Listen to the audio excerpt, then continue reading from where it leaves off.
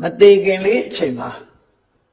စိတ်ဆင်းရဲနေတဲ့ပုဂ္ဂိုလ်တယောက်ရဲ့အာယုန်နမိတ်ဟာအကောင်းမလားအကောင်းမလားဒီအတွက်ကြောင့်အဲ့ဒီမကောင်းတာကိုစိတ်ညစ်ပြီးသေရလို့ရှိရင်သူအကောင်းသူတွေကိုရောက်ဖို့မရှိဘူးလူရသေအေးလို့အောင်းမိတယ်သေမအေးဘူးသေပို့ဆိုတယ်ထင်ကြတာလူရအခုဘဝလက်တွေ့ကျုံနေတဲ့ဆင်းရဲဒုက္ခလေးသေသွားလို့ရှိရင်ငါမေ့သွားပြီဘာမှမသိတော့ဘူးလို့အောင်းမိတယ်နောက်လာမယ့်ဟာပို့ဆိုနော်ဆက်ရှိတက်ကခုံချဖို့လဲစိတ်မကူနဲ့တရားပေါ်ခုံချဖို့လဲစိတ်မကူနဲ့မအေးတဲ့စီရောက်တော့မှပဲသိကြတယ်။ဘာလို့လဲဆိုရင်စိတ်ပူလောင်မှုနဲ့သိသည့်အတွက်ကြောင့်အာယုန်နမိတ်ကမကောင်းတော့မကောင်းတဲ့ဘဝဘက်ကိုမျိုးစေ့ကျသွားတယ်။ကိုယ်ဘာမှလုပ်လို့မရဘူးမကောင်းတဲ့ဘက်ကိုမျိုးစေ့ကရောက်သွား။ရောက်သွားရင်အဲ့ဒီမှာပေါက်ဖွာတော့မှပဲသိကြတယ်။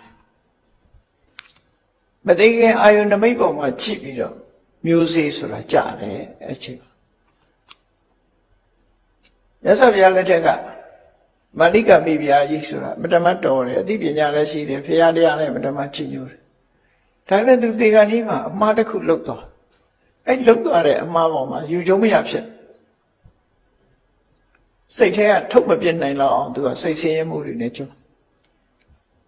သေတဲ့အခါအဲ့ဒီစိတ်ကိုမဖြောင်းနိုင်သည့်အတွက်ကြောင့်ငရဲကျသွားရှာတယ်သူသို့တော့ကောင်းတာတွေလှုပ်ထားတာတွေကအလွန်များသည့်အတွက်ကြောင့်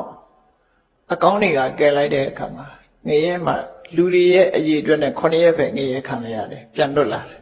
ဟောဒီလိုဆိုလို့တယ်ပေါ့နော်ကုသိုလ်အားကယ်လိုက်တာပြန်လွတ်တာငရဲတဲ့မရှိဘူးလို့ဆိုလို့တယ်ပေါ့မကောင်းတဲ့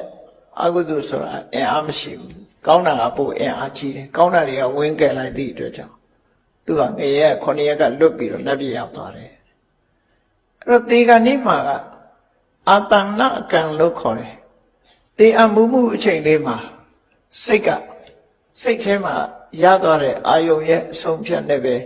ဘဝဆိုတော့ကူးသွားတတ်တယ်အဲ့ဒီအချိန်မှာဘာမှလုပ်လို့မရဘူးသူကမသေးသေးဘူးဆိုတဲ့အချိန်လေးမှာအာယုံနမိတ်ပြောင်းပေးလို့ရနိုင်သေးတယ်ပေါ့ပြောင်းပေးမယ်လို့ရှိရင်လည်းကောင်းတဲ့သူတွေရောက်သွားတာမျိုးတွေရှိသေးတယ်ပေါ့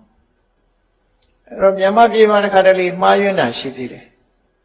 လူတယောက်ကတည်တော့မှမျက်ဖြူဆိုင်နေပြီဆိုတဲ့အချိန်မှာနော်ဘာသာကိုဘယ်သူအပ်ခဲ့တာတော့ဘယ်နှထားခဲ့တာတော့နေမေးရင်တော့သွားပြီးသားမှတ်ပြီတော့အဲ့ဒါမျိုးတွေတွားရင်သူ့မှာစိတ်တွေစနောင်စနေရှိတယ်ဘုန်းကြီးတွေကြတော့လေဒီလိုမေးတတ်ကြတယ်ချို့ကနော်ကျောင်းဘယ်သူအပ်တော့မှတော့ဆိုတာမေးအဲ့ဘုန်းကြီးကမဖြောင်းတော့တရေဖြစ်အောင်နောက်ချ